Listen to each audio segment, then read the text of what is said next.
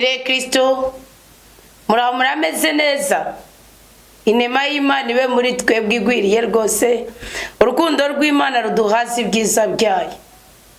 Ububasha bwa mutima w'Imana bube muri twebwe kugira ngo bwuzuze ibyo byose twagenewe kuri isi y'abazima tuyobowe na mutima mweranda w'Imana akorera muri twebwe. Ndabahaye ikaze muri umwanya mwiza w'ijambo ry'Imana. Turi ku munsi w'ijana na 79 igenekerezo ni rya 28 ukwezi kwa gatandatu, umunsi w'amasengesho minsi 21 tugeza hagati na hagati mu mwaka. Turi ku munsi w'17. Rero mwumve ko ari umunsi udasanzwe ko dusigaje kane gusa ubu ni nazwa komoka kwa sogokuru Burayimu. Mwumve ko ari ikintu kidasanzwe ku buzima bwacu kandi uyu munsi tukibyaze umusaruro. Rero we wumva urushe, we wumva ubabaye, we wumva unaniwe, we wumva usugerejwe n'amakuba na mwarya ari ku munsi wa gatandatu. Hari bamwe bari kunezerwa mu byaha, abandi bari kunezerwa mu minsi mikuru, abandi bari mu gahinda, abandi bari mu buzima busanzwe. Burya bajya bari mu buzima busanzwe nibo uyu munsi wafise amahirwe yo kugabana ibintu byinshi cyane. Kubera iki? Iyo umubiri wawe udashoboye kuwugera neza, iyo ubuzima bwawe udashoboye kuwugera neza, iyo buri situation buri evenement buri kintu ugejejemo ikirenge cyawe, ugejejemo ubwenge bwawe, ugejejemo ubushobozi bwawe, udashoboye kugera neza, udashoboye kugitunganya neza, gishaka kukubyarira urupfu. Ariko kandi bidasigura ko kitona kubyarira n'ubuzima. Ndaje tuganire ku bintu bibiri, kimwe ni icy'inyuma, ikindi ni icy'imbere, kuko burya umuntu wese agizwe harimo abantu babiri. Hariho umuntu w'indani n'umuntu w'inyuma. Paulo yaravuze ngo uko uwo muntu w'inyuma arushirizaho kubabara, ngo niko uw'imbere arushirizaho kugira iki? Kugira umunezero, kugira ibyishimo, kugaragara, na cyane cyane mu gihe wabyitwayemo neza, ukaba ufise umutima unyuzwe kandi wubaha Imana, wa mutima w'urukundo umwe ubwiye ubanyamahoro n'abantu bose, abashoboka n'abadashoboka. Ko Paulo yarazi kubana n'abanyabyaha, avuga ati mwe dusangiye n'ubutumwa. Imana yari yarabamaye ngo munze mu nzira muganemeye gucacu kwicacurana namwe. Buciye ubwenge kamenya ingene ubigenza ko muri go murahana n'umuntu muvana ko n'umuntu. Kwari umuntu muhanirana akagusigamo umuvumo ndetse n'urubyaro rwawe akarusigamo umuvumo. Niyo mpamvu mwanda ababwira n'urukundo nusanga ukunze cyane gusumba uko ukunzwe, bizabyiza urwo rukundo rutweguje, kuko numara kurutweguza mwene gwazobona ati nariko ndirata nihagarara ko muganda mukeneye aheza zazamure gwa rukundo rwanyu. Mugana ukomeza kwitwega ukipushinga kona kwibyo ukora indamukanyo utanga ni nyinshi uganje n'izuhabwa, impano ingabire utanga ni nyinshi uganje nizutanga, umwanya utanga ni mwinshi uganje n'uhabwa. Amajambo ubwirwa ni menshi ugeranije nayivutse. Ico kintu rero ndagihagarara ko gose kuko ni imvune idasanzwe. Nubona umuntu aguma kudigitibina kumva bihuye ngo igosha ngo nanjesha so buri kurangiriza agaciro kawe, ibyo byambaye ko nimuzobikore. Nuko rero mbahaye ikaze rero muri mwanya tuganira ibintu bibiri, kimwe ni cyane tawindani, ikindi ni cyane tawinyuma. Kimwe ni cya Veronica windani, ikindi cya Veronica w'inyuma. Nukuvuga iki? Icaje wa windani tibyo ni indanga gaciro, ni ingeso. Burya ingeso ngo iraraba ni wera. Nukuvuga ingeso mfise burya umajije kabiri urayibona. Nabwiye ko abantu benshi tureka kumenya bari bo kubera bakenya. Nuba n'umuntu amaze kuronka icyatamira, uko nakomeje kuba ari umukristo, uzomenye ko ari umuntu muzima ibisigaye n'intege nke itanaza twaratirema. Kimwe ni wawe indani usokora kiyugize reaction, ikindi ni ikintu kigaragaza wewe kubera icyo wakoze w'inyuma. Nuva kimwe ni ingeso iduhuza n'ububasha bw'Imana, ikindi ni umurimo udukurako udukinjurira tukabona imbere iyo tujya ko ari heza. Handi tuvuga ngo nubwo bimeze bityo zinezi Imana yamvuze ko kuko ari na jambo Imana ivuga maze ngo rihere. Isi yuzuye ibiteye ubwoba bwinshi n'ibiduca intege, umwijima utuma tutabona hajya imbere iyo tuja. Nubwo bimeze bityo nzi neza jewe Imana yamvuze ko rina jambo Imana ivuga maze ngo rihere nzogera kucyo yavuze nzogera naho yambwiye kuko Imana atari umuntu wibeshe ibyo yavuze biraba yategeka bigakomera ifise ijambo rya nyuma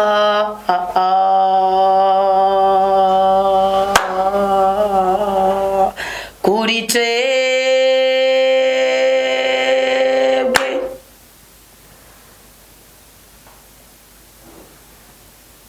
Hari ingesi mukane, hari ikintu ukwiye kubika mu mutima wawe, hari n'icyo ukwiye gukoresha amaboko yawe ubwenge bwawe. Tuganire ariko tubanze dusenge.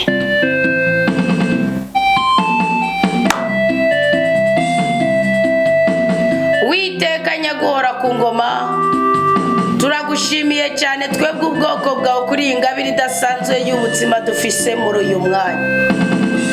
Iyi saha ya saa sita ni isaha idasanzwe ku buzima bwacu. Twisuzuma mu buzima tubayemo mu ibanga ry'umutima, tukibuka ko twujujwe mutima wa mweranda mu gihe twakomezwa muri we. Twamara kubyumva tugatera intambwe yo gukunda ijambo ryawe no gusogongera ku itegeko ryawe ridasumbwa, ugaheza ukadutabara mu gihe cyose dukeneye ubutabaro bwawe, no mu myanya yose no mu mpande zose, maze ukaduhindurira amateka. None rero dusengeye mu izina ry'umwana wa Yesu Kristo. Niwe mwami dufise, niwe mukiza dufise, niwe mucunguzi dufise, niwe mudahangagwa dufise, niwe mutananirwa dufise, niwe giti natwe turi amashami kandi turabyemeza. Tuje gututurwa kubw'ijambo rya Yesu Kristo, kanatsinda Kristo niwe ijambo ry'ukuri. Tuje gutabarwa kubw'ububasha bwa Yesu Kristo.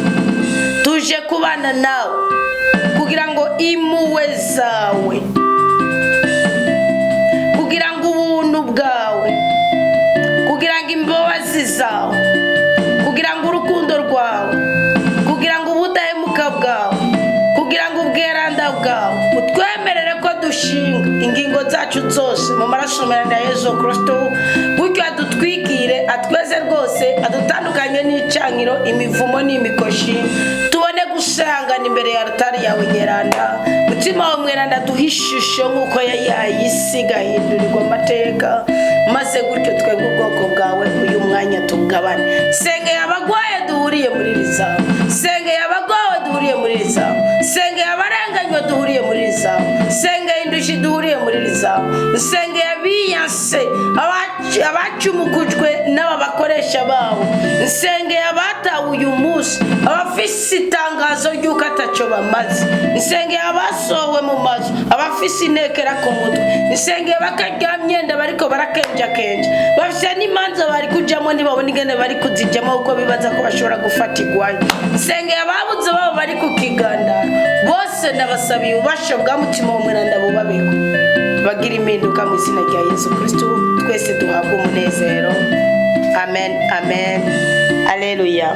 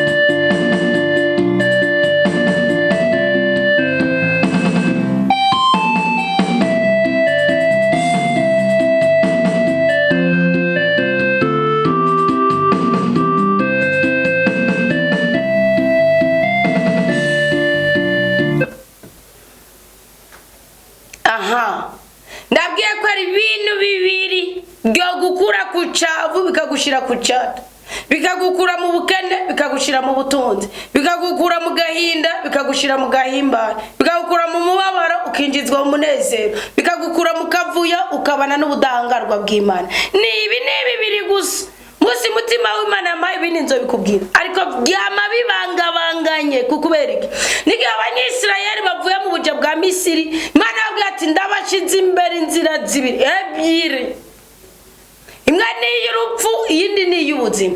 Ariko uyu munsi uko twe turiho, twebwe indani twebwe inyuma, cyo twita ngo turi ingoro ya mutima mweranda, wa mutima w'Imana akorera muri twebwe. Icyambere reka mbere indani, uko buri ibigaragara byose biriho kubera ibitagaragara. Nibimera byose nicyo gituma murima mukavuga mugwirinda rukuye rukongera rukamera. Nicyo gituma umurima ugashwa buri mirima yawe ugasanga harameze utuntu. Tujya tuntu dufise itegeko ryatwo muzora bica Imana yabwiye umunyisirayeli mu bijyanye no kwimbura kwiwe.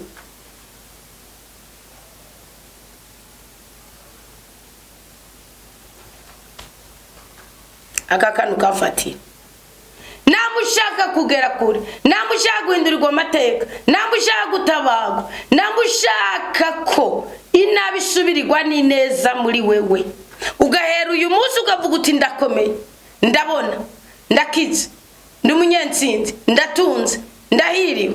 Tunga umutima uciye bugufi. Umutima uciye bugufi iyo uri kurasoma mu nyandiko za Paulo, umva gatoyi bakundwa b'umukama ko tuzosa dikurahishuwe. Nicyo gituma bisi batatunze, babona imvura igwa mu mirima ya bose, nuko twitiranya bakatwitiranya, ariko reka mbabwira kandi sibyo. Umviriza gatoyi, umviriza ngene Paulo yavutse, umviriza mu matazirano ya Kristo mu Banyakolosi 1:15 ngo niwe gashusho k'Imana itaboneka, niwe yaboneye izuba izina kiremwa cyose, kuko muri wariho byose byaremewe, ibyo mu ijuru n'ibyo ku isi, ibiboneka n'ibitaboneka, zaba intebe z'ubwami, ubwami, ubutegetsi, 3, ubukuru, 4, ububasha, byose niwe yabiremye, abiremera abyiremera. Uwa muntu rero abantu hari umutima uciye bugufi ngo abirema byiremera, yamye ariho byose bitarabaho kandi byose bibeshwaho muri we. Niwe kandi mutwe w'urumubiri ari we Eklezia, niwe byose byamuka ko, niwe yaboneye izuba bapfuye kugira ngo abe uwa mbere muri byose, nk'ako Imana yashimye kumubyagizamwo umusesekara wose, kandi kubwiwe Imana ishima kumwuzuza byose, nawe ngo birore kuri ibyo ku isi n'ibyo mu ijuru, mu kubizanira amahoro kubw'amaraso yasheshe ku musaraba we. Nta kindi cyatumye asesa amaraso ku musaraba ikora guca bugufi kwiwe. Ngo araciye bugufi aramanuka, arongera aramanuka, ngo ntiyigeze yigunga n'iteka ry'ukuba Imana, ngo ariko yashimye kuza kugira ngo twebwe ababyawe n'umugore ntituzohushe umugabane wacu, ntituzohushe ijuru ryacu, ahubwo ku bwa Kristo duhabwe ubuzima kandi ubuzima bwuzuye. Bakundwa b'umukama, ubu turi abana b'Imana. Ku by'ukuri uko tuzosa ni kurahishuka. Abisi ntibatutse, abisi baratwitiranye, ariko uko biri kose, ndavuze ngo uko biri kose,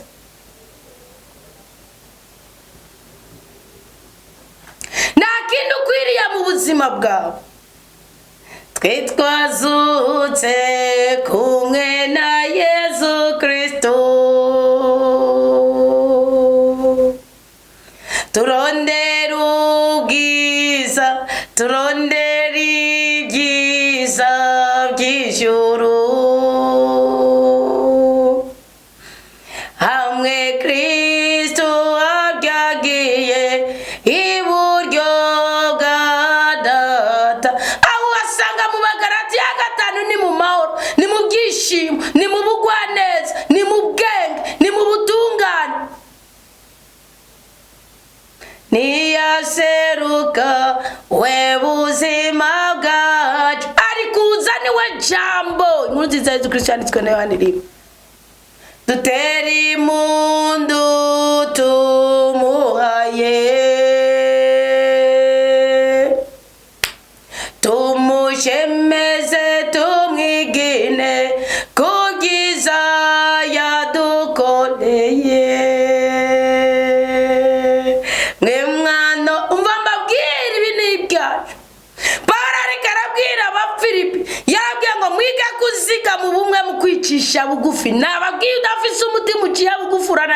naje kwabwira uko mwene Siraka bivuga.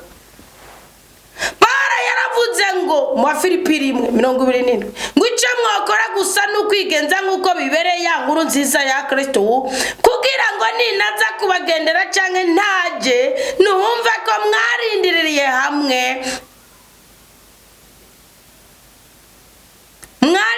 hamwe mugafashanya kugwanira ukwemera inkuru nziza kandi ko mutate ubwoba n'abansi no mukano na gatoyi.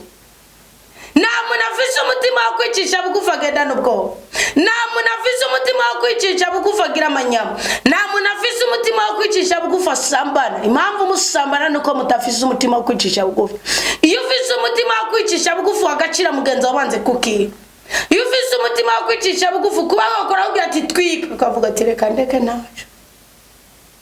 Kabana kuvenzwa n'umuntu wosiri banga n'inguvu zawe ukavuga ati reka ndeke nacu. Imana igaciza ati uramamaje.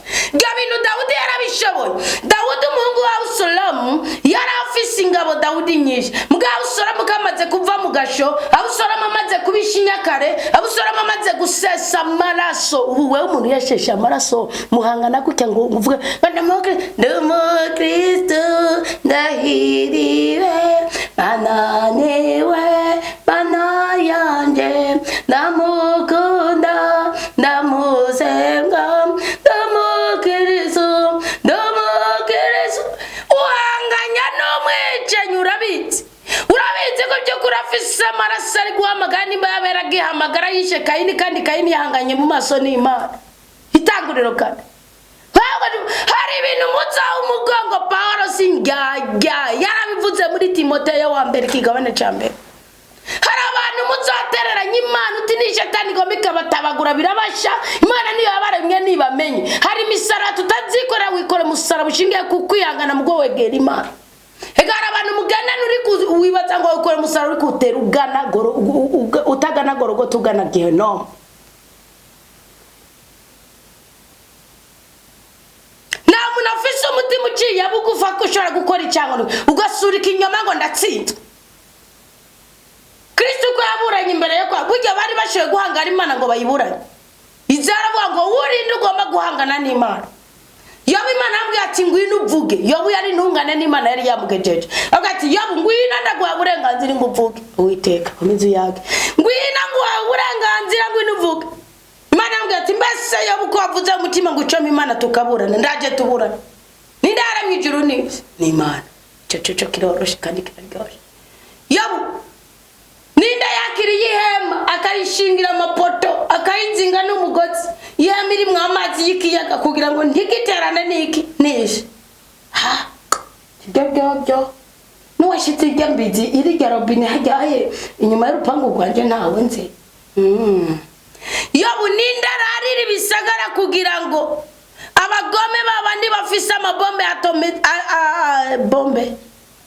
atomike niko bakivuga niba ngivuze nabi ni muntu ngene muntu wenga bibagaruke nekinofu nekinyamahanga niko bakivuga bombe atomike cameraman ambwira niko bakivuga ntabitoye imwe inakasaki bona kintu kiraswa ko amera ariko nimbi yariko hagize umuvumo nkuge ni nakasaki habuze uhasengera cyangwa Imana yabiretse nkuko reka mbabwira kanaka Yobu Imana iramubaza yaravuga ati Mana jumba barira ibyo bintu nabyonze Yobu njabwenge Yobu intungane byarangi yavuze ngo iki ngo nzi yuko ushoboye byose kandi ntanira wambereye byose Yezu ntakibasha kurogoya mwami imigambi yawe abakijije turahiriwe dukomeze gusenga tutajebajeba tutayegayega ugira ubwoba kugata mutima uciye bugufi ufise umunsi wagize umutima uciye bugufi uzovuga uti impamvu ndi muri ibi byago ni nabi yanje intege nke zanje no muvumo uri kuri jewe no kutamenya ujaza ubwira Imana uti ntunganiriza kandi wisobanure kuko niho ushoboye byose ungira icyo wipfuza akombaca utaratunga uwo mutima ibyo ntibikunda urakomeza kwidadira abagabo ntibasaba imbabazi umugabo ugiye mutima mweranda ararira n'ibisaro bigaseseka nkajya ku mwana shaka uravuze ngo umugabo aganyagaranye ngo umugore yidodomba yivugira icyo ashatse mw'abantu mwe hari igihe umugabo yuzuye mutima mwenda abwira umugore bati mugore wacu ngo hanerega twatewe inzara yaduteye ubukene bwaduteye agashomeri kaje intege nke zaranteye mugore wanje tubigenze gute twifukafuke voilà donc umugabo yuzuye mutima mweranda gisha inama umugore wiwe nahuye niyo migani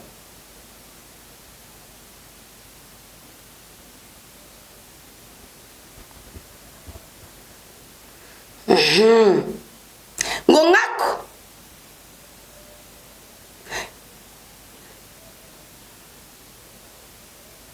irabiye Kristo Imana niyabateye iteka ry'ukumwemera gusa ariko yatumye mubabara kubera we mukugwana gwa rugamba mwambonamwo kandi nkirimwo nubu nkuko mubitsi Imana irashaka dutunga umutima uciye bugufi kandi wihangana dushaka kuvuga ngo umukristo utihangana ikintu cyose ushaka kiba tik tak tik tak tik tak du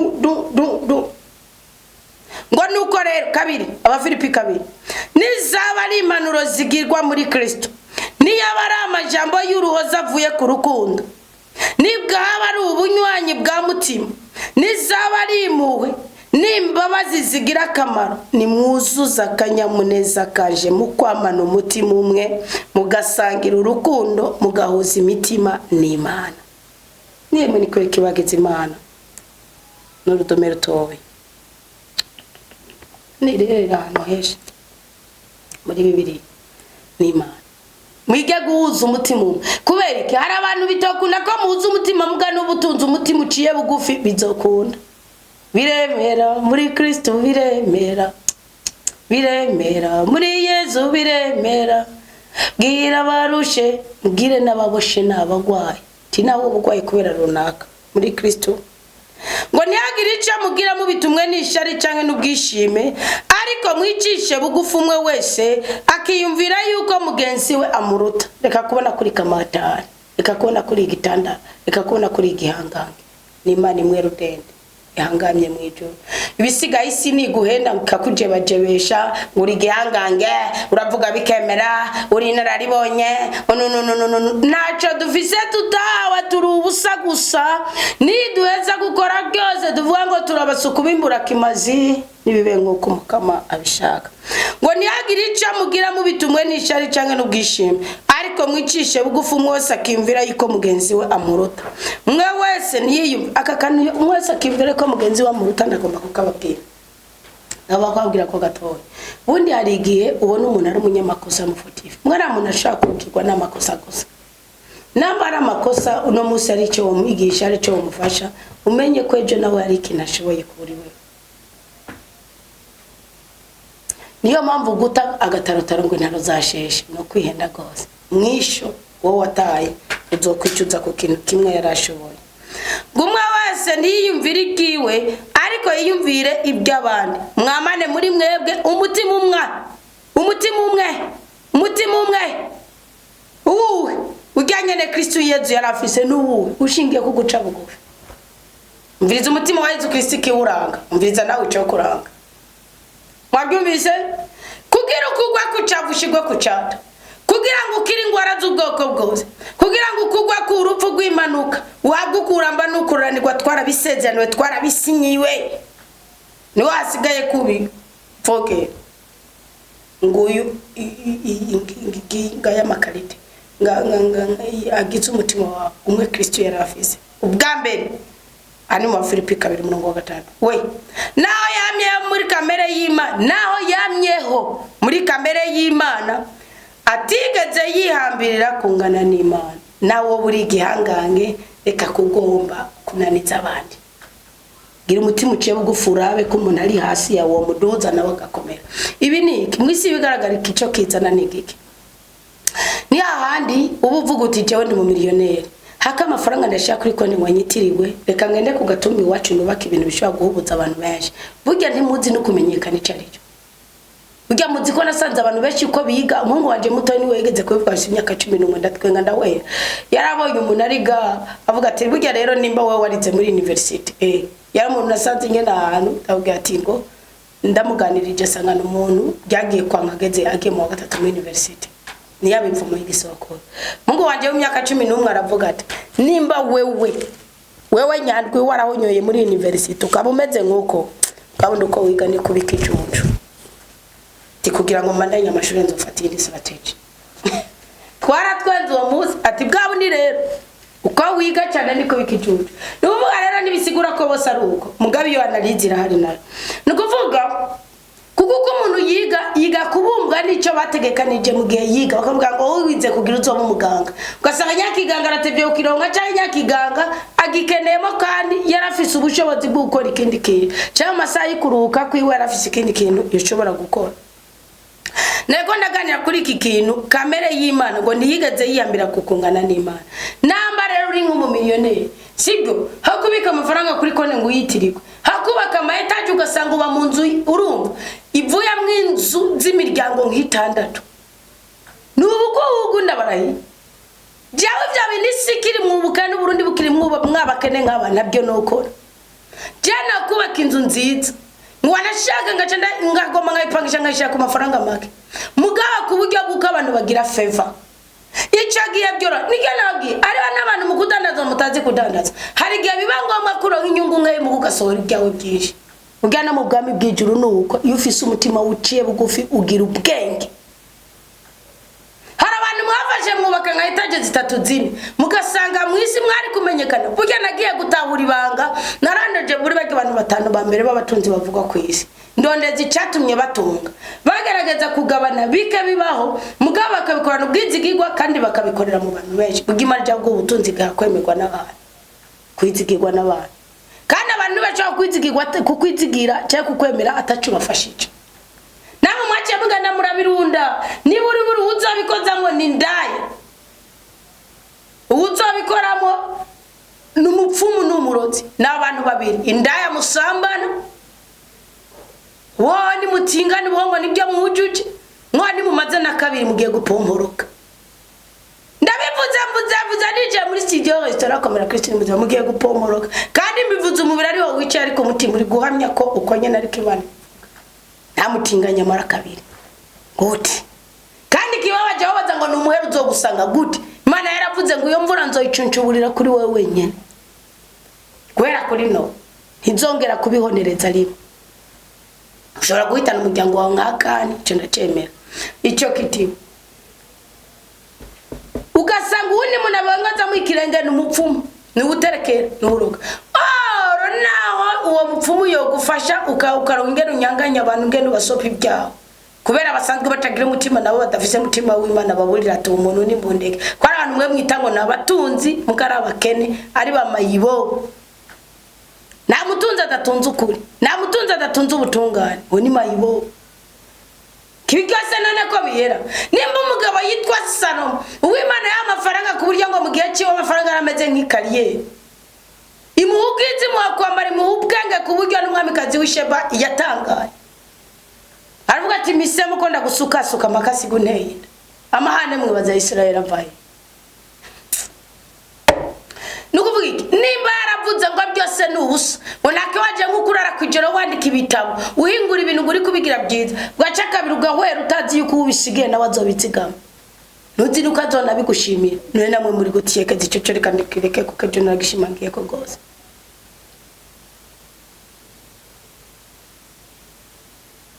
ni mutunga imitima itunganye we mu butunzi bwawe igako udevelopa akarere Imana iguhuza n'abantu bakeneye gusirimuka mugabo mwemeye ko abantu baguma bakomera amashi mutuzanira turata ukagenda ukaba musiga tujya ukagenda kuko amenye no mutungo kitorera rukatsana aco gisuzugura abanyafrika tugiye kucikura ko kubwamabe abo Imana yahaye ubutunzi ni mugarukana amatwi ku Mana kana amata yabahaye mutabugarukanye ku neza muzobugarukana ku nabi muzahwera dusigare turabiba kandi nawe bibiri bivuga ngo ucisha inkota yitwe n'inkota Kristo yarabikuye yoya Grana bar umutima ugira umuntu amukoje kwikove nta no mu mareka yacu.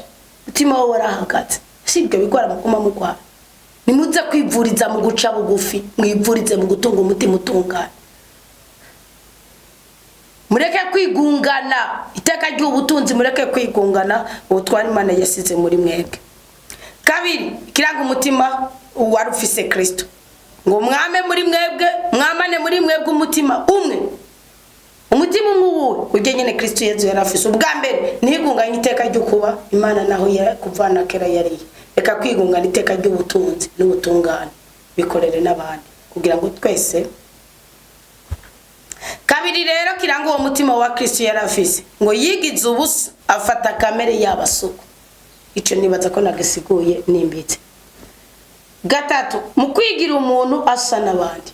Kwigira igihanga ngo kandamiza abantu ngo nukuri umushefu. Ijabo uri kurakandamiza niwe bazokuyobora. Nukuri ku chef dokarje. Bibiri iravuga ngo uwo muntu ngo arabandanije aringinga ngo amunavura arabyuka aramugirira neza.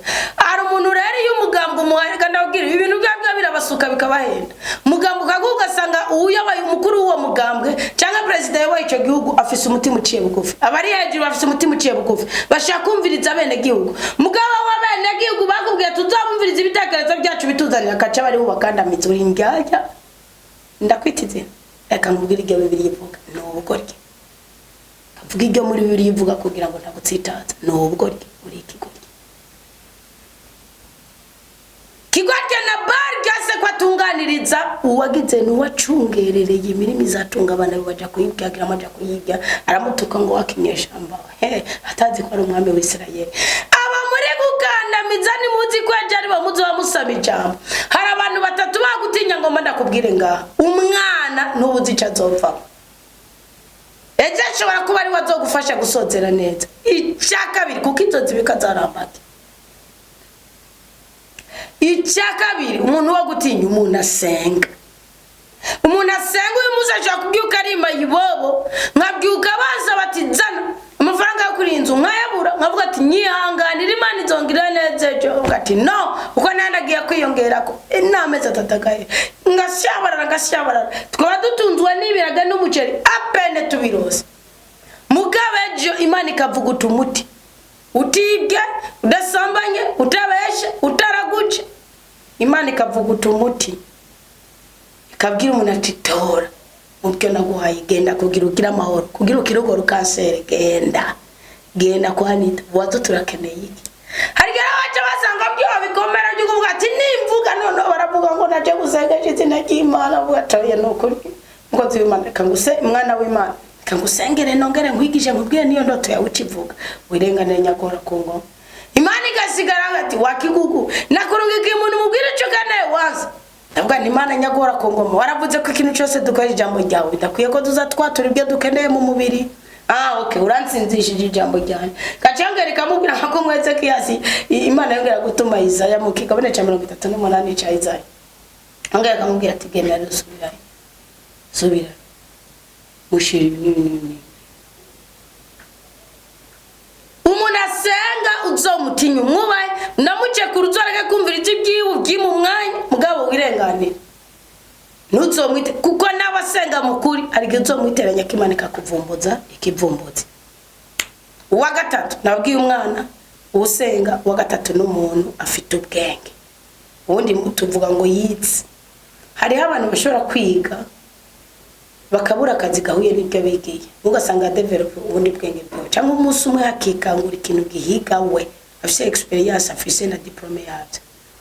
Cyangwa ndetse akafatire ku bwenge ariko no kubize sino gira inuze kugenda n'abahimbize mu kibona yako mukisho. Nguvuga fatire ku bwenge. Hari umuntu afise ubwenge ku buryo bw'ukuri. Usanga abantu bo mu karere kiyo batazi akamaro ku bwenge afise agaciro ku bwenge afise.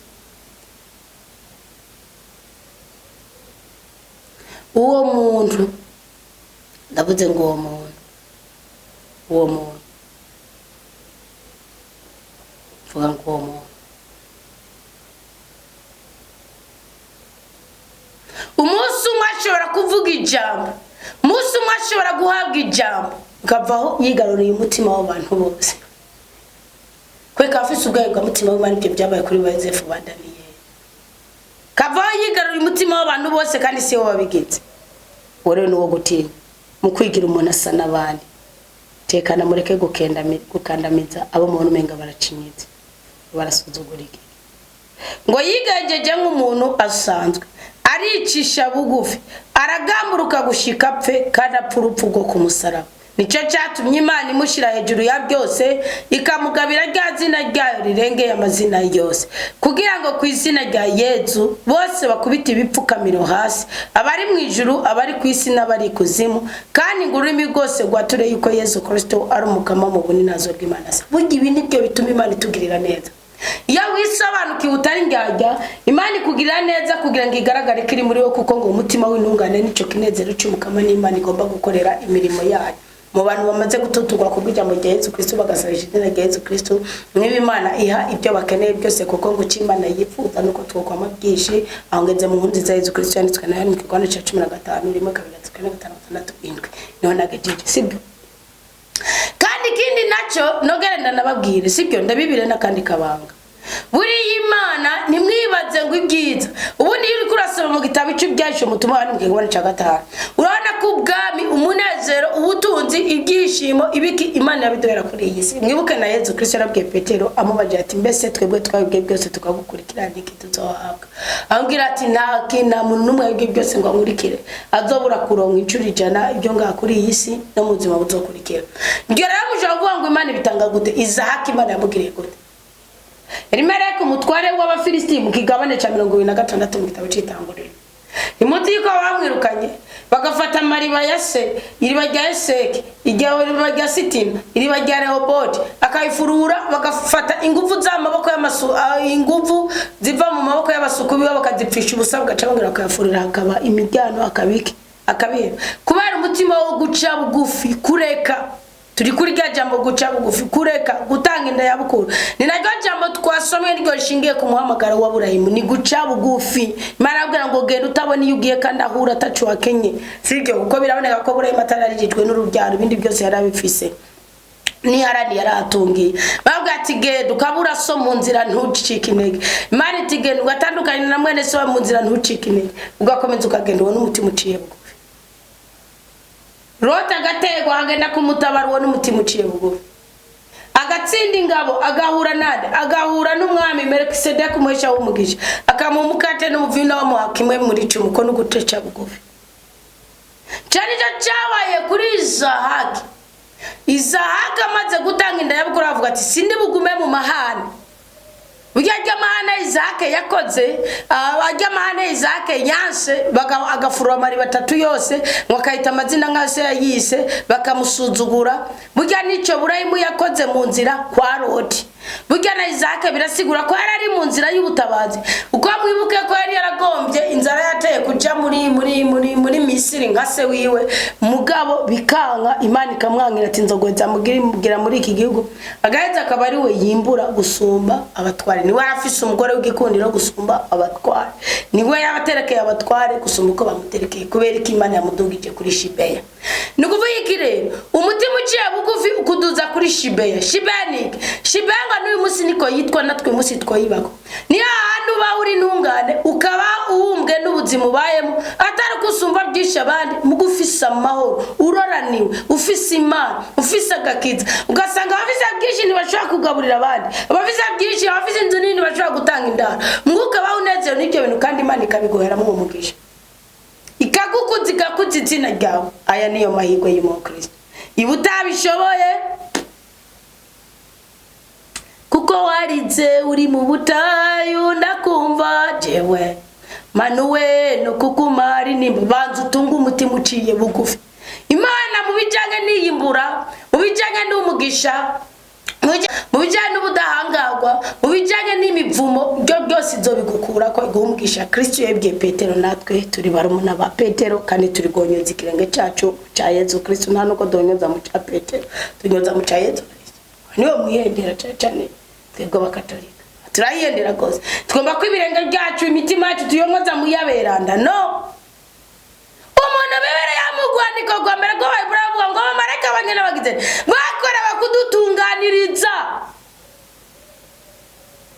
mwana w'umuntu wa urazi cyari harundi yambwanga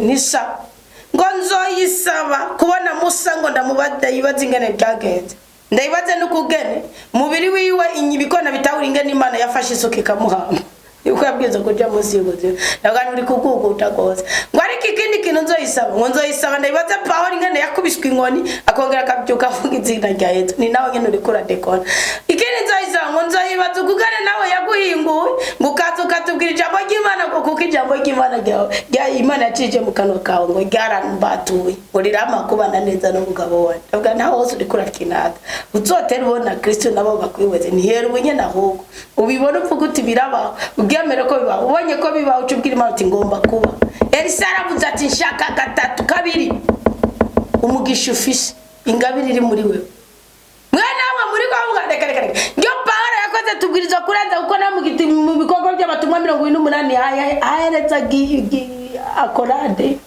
na truwa bandaniriza ko niki gitabo cy'ibikorwa by'abatumwa reka bakoze bigishobomo ni byari bigishoboka byari bigoye kuko barakubitwa baragirane mugubu nato twabwirizwa gukora ibisumbirije kuko mutima w'Imana ari kwamamara mu bakristo abagabo muhaguruka muvuga Imana mu cyagugu Bw'Imana kurumva I am a man. Who are you? Who are you without the word of God? Who are you? Who are you? Utafisi ijambo ry'Imana urinde. Ijambo ry'Imana rirahambaye. Ekaronga nsozere iki kintu cya mbere kuri iri jambo ryavuzwe na mwene Sirake 3:17 ukwicisha bugufi. Mviriza ndasoma sisigura 17 ngo mwana uragenza buhoro mu kurangura ibikorwa byawe niho uzokundwa n'umuntu ashimwa n'umukama. Namushaka igikundiro erega hari ibikundiro mwarose batwara muri Gehinomu. None wakundana n'umuntu kubera baje kunwa sipoti akabanza kugufuta mu bwenge ko ngo sipoti kwibagiza ibyakunaniye akanya gatoya abo ndakunditse wakundana n'umuntu avuga ati mbanza kwimbagura ibiri muri wambanze mbibone neza byose abo ngo urakunditse kandi bihera ngo ni uzakundwa n'umuntu ashimwa n'umukama 18 ngo uko uba mukuru wicishe bugufi kurusha ni uzakundwa n'umuntu ashimwa n'umukama biratandukanye n'ibyo doje kwiga ukuba mukuru wicishe bugufi kurusha mwabaye bakenyezi murazigara muravuga utira karakarakara aho naruhiye baza bangura ngo iki ni cyumba cy'abashitsi ngo iki niki muremera mube n'amanomade guhera kunini murade icyo niki turiko kandi wo mutware yabonetse mu gihe cyo kwano umva ko ari utubyara 20 kandi rero hariho akorade tuwapo bisikurushwa kwashira ikindi kintu naje umugore naje umugabo mbigenze guti yes uri umugabo ntuzoterana umwana wangu nuko umugore we yagwaye cyangwa yabaye igisiga ikinyonyezi umwana wa muterana ibisiga bimurye erega imbere ko umugore banzura abana bawe imbere ko umugabo banzura abana bawe akabagore muruti ko musombye umutima intare Yenuka jaho oye nikigaho ngo urumva ngo nyenje ngene ngo naru inyani mwana wa wari ngaho uri kumusumira ibyakurya kuziyanda bikuru nukuri ku Imana utanga sumu uri umurozi wa mbere byo mutabikuyaho nagaciro banza muhevarera abana banyirarira rigimibiri yanyu muje kuri hazanyu warabyaye ubufisi urundi gwego ukoreramwe rutandukanye n'ubutabyaye kandi nushaka kuvuga umwana ngo saramubona nimba nari nyine abwirizwa kumubona mushaka nuko navuga ngo nyina aramubona nimba nari se abwirizwa kumubona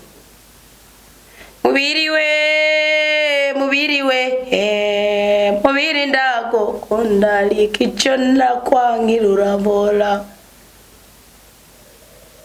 uzogurira indaya muguzobora uzogurira ivewa muguzobora uzogura umucapa muguzobora uzowambika jeans muguzobora uzowambika twapwa ngo Shakira uzowambika ka surprise wambika costume ka preta porta kabazekeza muguzobora uzowusoka n'utwara muri beach muguzobora uzowari zirarira rya muguzobora so na mpamvu y'ugukorera mu irarira ryo mubiri unu gutegekwa so kudutegeka mutarabitora muracadubagura ngo kuko buba bw'umukama ni bwinshi ariko aninazwa n'abicisha bugufi. Yes, udafite umutima wicisha bugufi nturi kurani nazi Imana uri kurashokora ngo ntukarondere ibikurengeye ntugatohoze ibirengeye ububasha bwawe. Alala ananje ndakogwako mugari ibintu ngomba kwikorera benshi oiga turabwira Kristo tikuko ari kubishaka tikikorera wenyine zakubwira byose atacho sizi nyuma wewe ni wamvaho narimwe ntujurambirwa kunyumva amatwi yawe yiteguye ko nyumva ora muri amajyabo meza utuwiteka njimbere yawe nibutse byabi mfise byinshi byo kukubwira ariko reka mpitemo kimwe sukwa amarira yashize sukwibibazo byarangiye mfise umutima uranyuze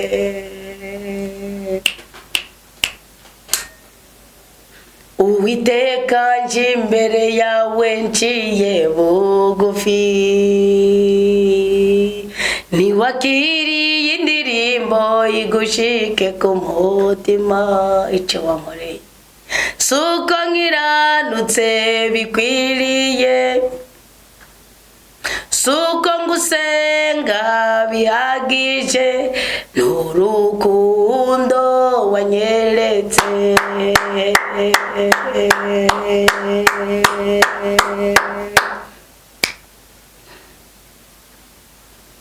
ndanyuze mu mutima waje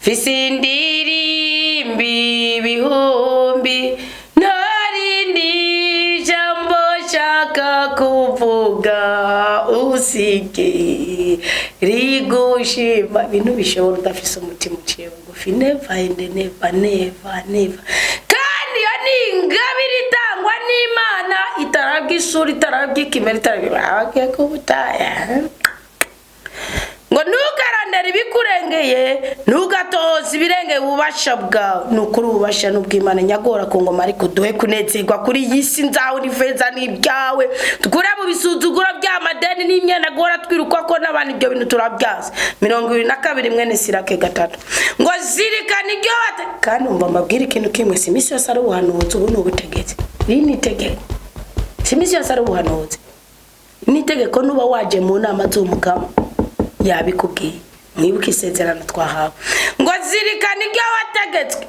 kuko igikenewe kuri wowe asiba inyegetswe ntukisuke mu bikorwa bikurengeye kuko ibintu umaze kubona birarengeye ubwenge bw'abantu. Yes, of course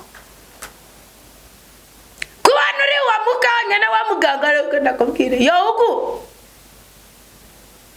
abumgira ngo nango jengo nobura ngo ko bavuga ngo ruhebuza ngo iratsimbye ngo utaraburoga utaranikwa karamya avuga ngo no rutsinde utaraburoga avuga ngo no busohora ureje imvugo y'ikinofunofu ngo nkako benshi barahubishijwe n'igimbiro byabo umwikeko mubi nawo ubayoboza ubwenge. Ibi bisigurike mwarabuze guca bugufi ko muvuga ngo ni nca bugufi bazosumbya ubutunzi cye bazogirana tuzokwigera wiruka no wiruka nivewe nuzokwigera wiruka ndavuga ivewe y'imodoka na y'inyama bana vewe y'imodoka tuzokwigera wiruka no wiruka ni baze cyane costume tuzokwigera wiruka no wiruka n'inzira yana runaka ingana ni ya runaka uzoba uri kuroha cyane. Icya kabiri mwabyumvise mwisi bitagaragara tunga umutima uciye bugufi urangwa n'ibintu ugende bisome mu Bafilipi 2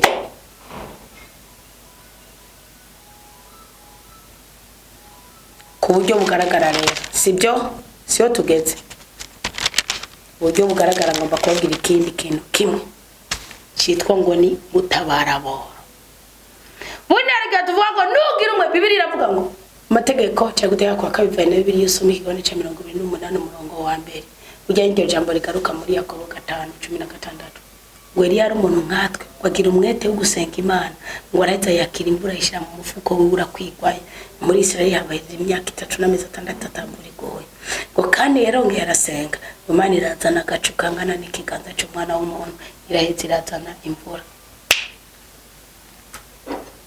Amategeko nawe akavuga ngo nugira umwete akumva na kumvira amategeko mukama gushinze uyu munsi imigisha yose izokuzako umviriza. Ibi bintu rero birahambaye mu byumve utabara bora vunyene mwene Siraka vuga iki sinda giteba ko gose 30 mwene Sirake 3:30 ngo kurya amazi azimye umuriro ururumba niko nintabari hawa boro izimanganye ibicumuro. Iyo tuba turakwibigisha ngo bose nagize amafungo ngo agasahani ndagatanze ngo nifatanye n'abandi ngo musinagize iki ngo ziki kashimire ku buryo bw'umwihariko mu Kristo yatuguriye gitare ku buryo bw'umwihariko ndamushimira Imana imuhumugisha. Murumva ko muri komera Kristo ni muzima tumaze kugira ari yamukeneye urumva abantu bavuye nzaburayiza muri mwebwe ari yo bushobotse kuri sorosoro rigwiriyo rigiye Mana yenye na mahori bahumugisha yo ikanje Mana ncurarangira Imana.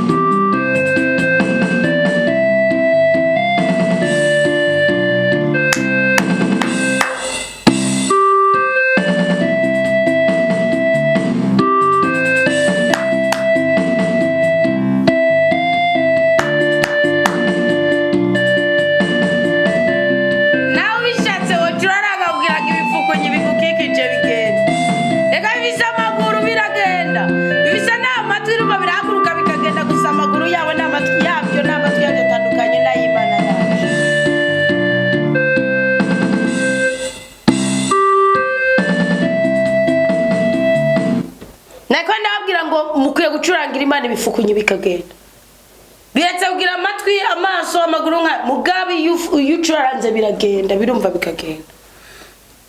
Kare ducurarangira Imana yacu kugira ngo akarere kigarurire niko izira 6 avuga. Ujavuga ngo nari ngo ibyo birajyanye n'intabaro yaboro yashi kubera iki gihe umukozi w'Imana cyangwa umwana w'Imana agizene afishe ikintu yipfuza mu bigaragara abari umworo kuri cyo nubwana bise amafaranga yo kukigura cyamumva rero nk'ubu nawe abora atanu kuvuga igihe cyose tuzocuranga ibifukunye bikagenda umugisha uzomuza ko kandi ndabyatuye mu izina rya Yesu Kristo naho nazoba nkiri kuri iyi si wo komera Kristo ni muzima we nizopfa ntigikunda yizogaruka kwimingwa y'imyaka 1000 ndayisanga nizopfa ntigikunda ko murabye nabi mushobora gusanga abayirimwe ariyo ntara musazogira mu cicaro Garija wajibara ni ujyashira ubutumwa Yohani. Nikuvuga rero buri kintu kimwe cyose uhaye umuntu acipfuza. Kintu twipfuza tuba turaboro kuri. Kintu twipfuza tuba turaboro kuri cyo. Buri kintu kimwe cyose Nekwe Imana yabwira ngo nimuzoze ibintu bigaragara imbere yanjye. Ahantu hose ugiye gufasha ubufasha bushingiye ku jambo ry'Imana haba hari ingoro y'umukama.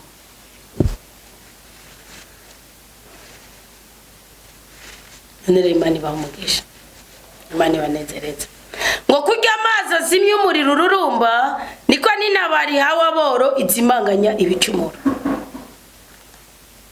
Igihe mutanga ibyicumi igihe mutanga abashikana igihe mutanga iki ibyo bintu bifite icyo bikora mu buzima bwanyu bw'umwuka kubera iki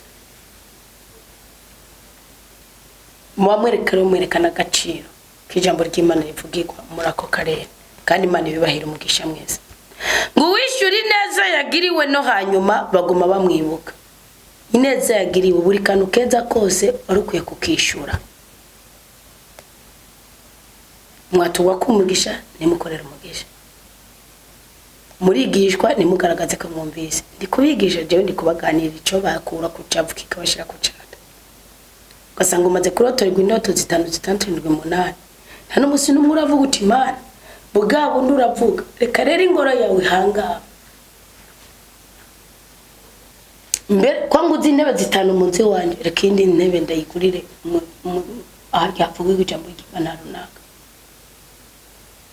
Kuko ikintu kihakenye kizana hawe nanje ndayitanga cyangwa ndayisubirize mu mwoko. Abakristo benshi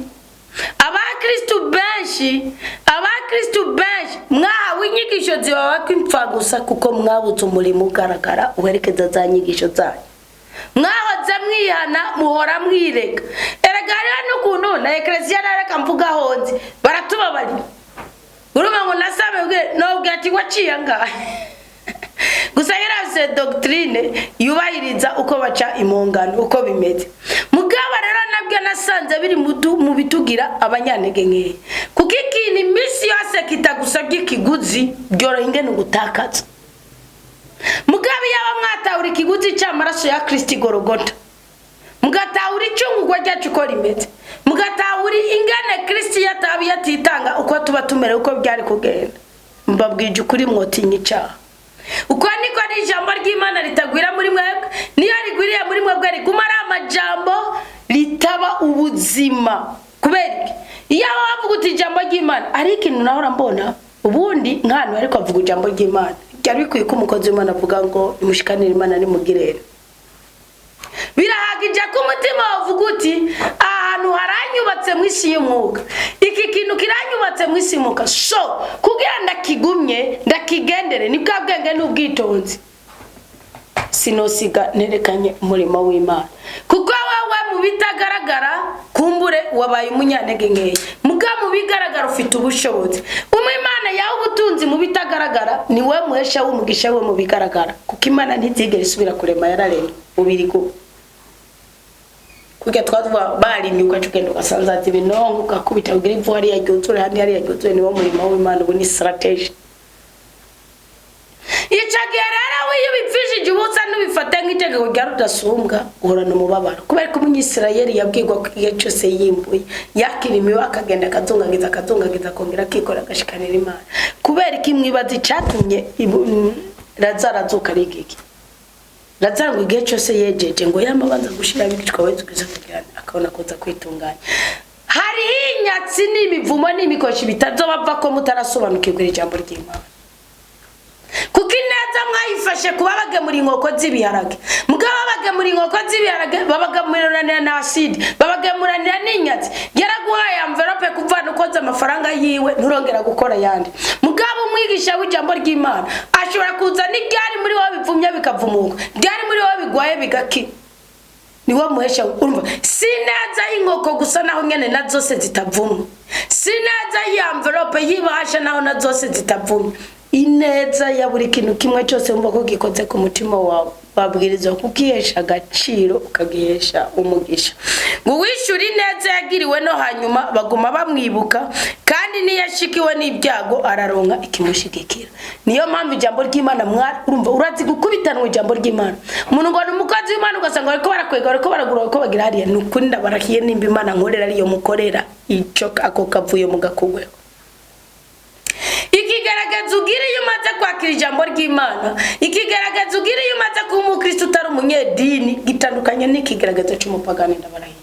Kuko abayizaya barakubishwe baranumugwa inuma bashingira ku ijambo mukama yapfuze no nubuko byuzuye muri Kristo mubaza ko ariko bibwirizwa komera kuri twebwe. Ahubwo nuko mwabaye abakozi b'Imana muja no muri politiki. Hari ahantu habiri udahonyotse ikirenge. We nambara itengo no fata ingongo no baza Bibiliya nayo niki. Niba wafata ingo musirikare ugiuga ko niko kajagari nawe ajejwe iki ahubwo umugabo yitwa Ezekiyazi reka Ezekiyazi gatorinda mu cicege ko burya afise impande zibiri reka mvuge Yehoshafati.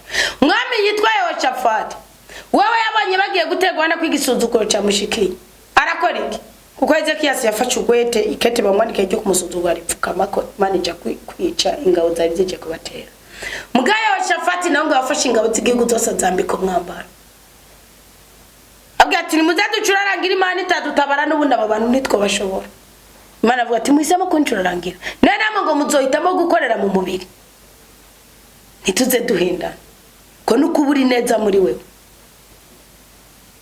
ubundi hari ubutwara bw'Imana tuvuga ko umuntu wagusambwa adashaka ko bukorera muri twebwe Imana muvuga mutazi muyivuga gute ni mutarayiba ni kugira neza bucecetse uraya kuvuga ngo Imana itanga amazuzi ku kirima iboba uzi yuko amusore uvuga ngo Imana ngo irambika ngo irage uzi ko ucambara imikura ngo Imana ngo itanga inzu uzi ko gipanze inzu z'abarundi ngo Imana ngo itanga abantu uzi ko cipfuza umwana vuga iby'Imana yagukoreye vuga ngo Imana izi kunonora n'uturenge ikaduha imbaraga zo gukora no guhana twokorana n'abagome icyo je nico cyo kwirata Imana yamaye kuyikorera ndi muri Omani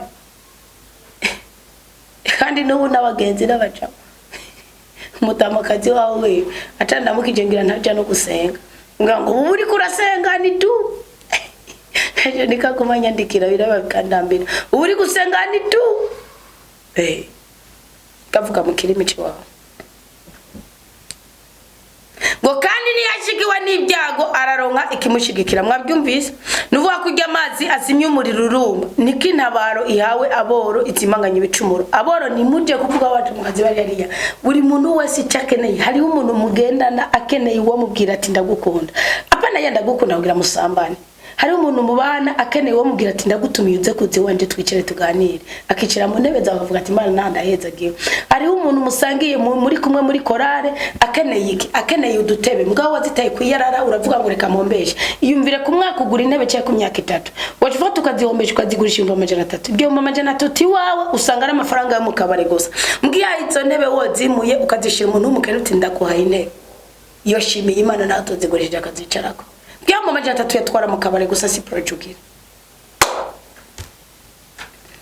kane mwene sirake kane umurongo wa mbere ngo mwana nukankiriza ubuzima bw'umworo nukareka umukene ngo agume aguhanza amaso urumva nimukarindire ko bama baje kubasegerereza mukure mukavuyo k'ubuzima umuhumutahe umuhakazi umugira inama umuhimitwe ugirene mucamwe baza ngo baragusombye mukeneye cyubara cyo guma baza umukuru w'igihugu shimika akakoko ndakaririmbye nuko umukuru w'igihugu wari no gukomerwa amashi mukariho n'abagabo mukeneye ko abagore banyibahora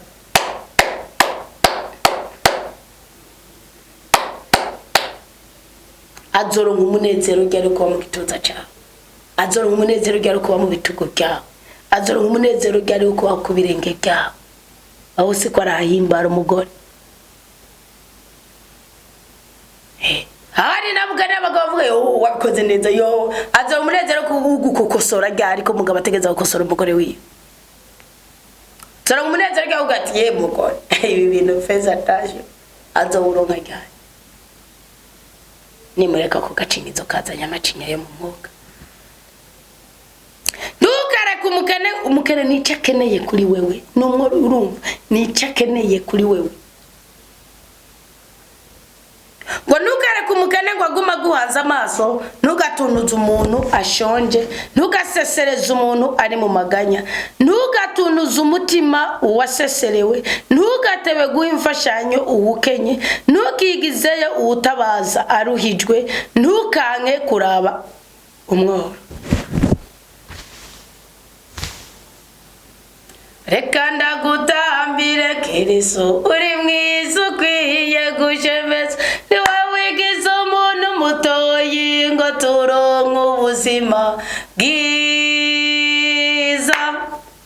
waraje kuducungura uri mwiza ukwiye gushemeza akunda tugutambire mukama uri mwiza ukwiye gushemeza uri ubuzima bwacu Yesu Kristo uri mwiza ukwiye hari umuntu azirata ko wamubereye umuco umubera ubuhungiro umubera intabaro nawe uvuga uti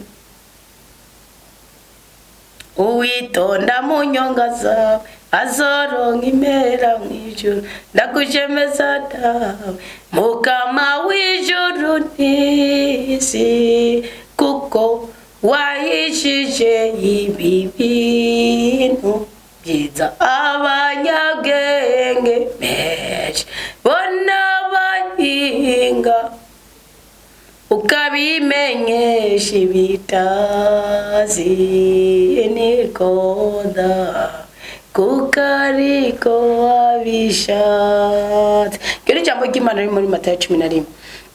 Kandi Kristo yasoze yavuze ngo ngomwe mwese murushe kandi muremerewe muze ndabaruhurira. Bisigurike ngo ntugahisha amaso umusabyi ntihagire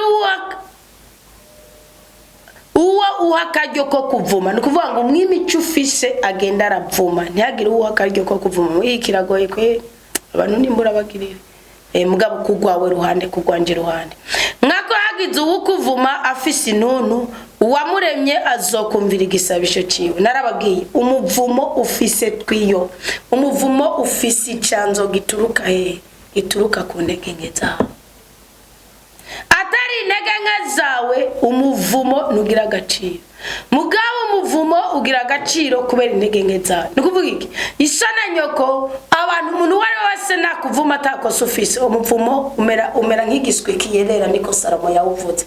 Mugabo nakuvuma niyo yakuvuma hari intege nke wagize wamukoreka ibi wamwirengagije wamusuzuguye wagizene uwo muvumo uzogira iki uwo muvumo uzogufata. Uwo muvumo uzogufata.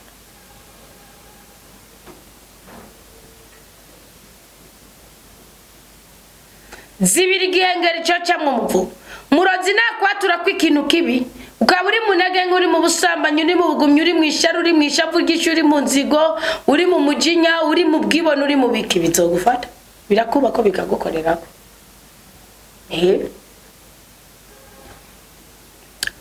Nguritwararika gukundwa mu ikoraniro imbere y'umukuru wunamika umutwe tega ugutwi kwawe umworo umwishyurane amahoro witonze kura uwurenganywa mu minwe y'umurenganya tabara vugisha ukuri mwebwe mwahawe ubutware ibi mubizanira amahoro igihugu muvugisha ukuri mutabariza abantu pre nutinye mu kumutunganiza. Ariko je rero ari abantu basesereje imitima y'abana Imana urabase w'imfuvyi nyina wazo umubere nk'umugabo. Muribuka Elisa na nyina wabayo naje yavuze ati nyako mugabo wanje ari ntungane yariko yasabye imyenda atunganiriza abantu Yezebe nakabo bagomba kwita nobody ariko yasize imyenda ambwa tufishike utuvuta mu gakarabo. Nukuvuga icafise n'ubutunzi ufise wowe mu bigaragara mugabo acera mugeza kuri comportement genda utira ibivomesho asanga abanye neza n'abantu byawo mpfakazi yake yiba abagabo babandi yariko ronkatira ibivomesho yakare. Kuvuga ajya ndi kumugerageza kubw'inyuma no kubw'indani imibereho yiwe n'imibanire yiwe n'abantu no kubw'umurimo w'icafise utuvuta buryo ukora neza ko ufite amavuta y'umutima mweranda tabaraboro ko ufite amavuta y'umutima mweranda tanga kimwe muri 10 ko ufite amavuta y'umutima mweranda ukiza donc uburanira donc usengera byumve buri kiciza cyose ugikora ko ufite amavuta y'umutima mweranda cyo gisigura cy'amupfakazi. Elisaro yamubereye umugabo amuhuza n'Imana amuhuza n'ubutabazi ko nta kindi kintu na kimwe yamusabye yambwiye atagwo genda urishe wishwe amadeni y'abantu andi nawe wifashishe n'abana bawe.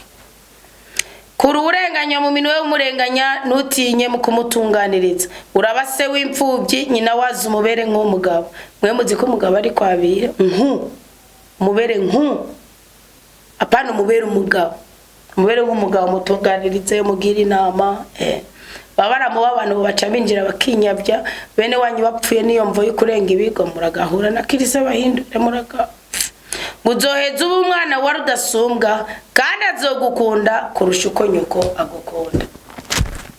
Wowe ushaka kuronka iteka ry'uko umwana w'Imana wowe ushaka guhabwa umugisha usumba iyindi migisha, wowe ushaka kuramba no kororanirwa, wowe ushaka gukugwa ku cyavu ugashigwa ku cyata, izi mpanuro zirakuraho ibintu bibiri: gutunga umutima uciye bugufi no gutanga intabaro yabo. Tubicurarangire Imana ibiduhuze nabyo.